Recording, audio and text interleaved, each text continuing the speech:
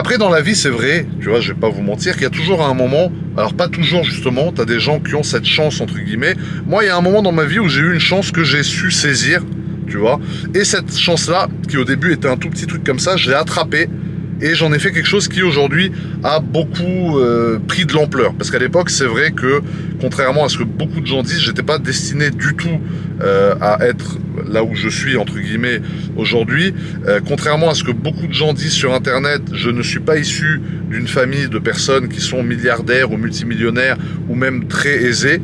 On était voilà, une famille normale, entre guillemets, un ménage moyen. Et c'est vrai que ça me fait rire quand je vois des gens qui disent « Ouais, non, mais lui, je le connais. Son père, il a fait le canal de Suez. Son père, c'est un armateur. Son père, c'est un vendeur d'armes. » Ce qui est totalement faux.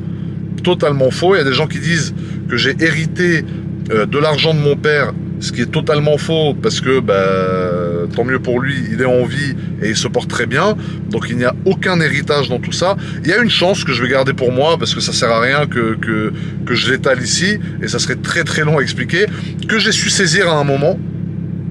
Et de cette chance-là, j'en ai fait, entre guillemets, là où j'en suis aujourd'hui. Alors peut-être, encore une fois, que là où j'en suis aujourd'hui, je ne suis pas un exemple à suivre. C'est-à-dire que, comme j'ai dit la dernière fois, on va reparler de la réussite 5 minutes. Tu as la réussite financière, tu as la réussite sociale, tu as la réussite familiale, tu as la réussite sentimentale, tu as la réussite d'être respecté par les gens, pas craint, parce que craint c'est nul, d'être craint par les gens c'est nul, mais d'être respecté parce que tu fais des choses bien dans la vie, tu as plein de réussites, c'est ça que je me tue à dire à chaque fois, c'est ça que j'ai dit la dernière fois. C'est vrai que la réussite financière, c'est la réussite qui fait le plus parler, parce que c'est celle qui se voit le plus.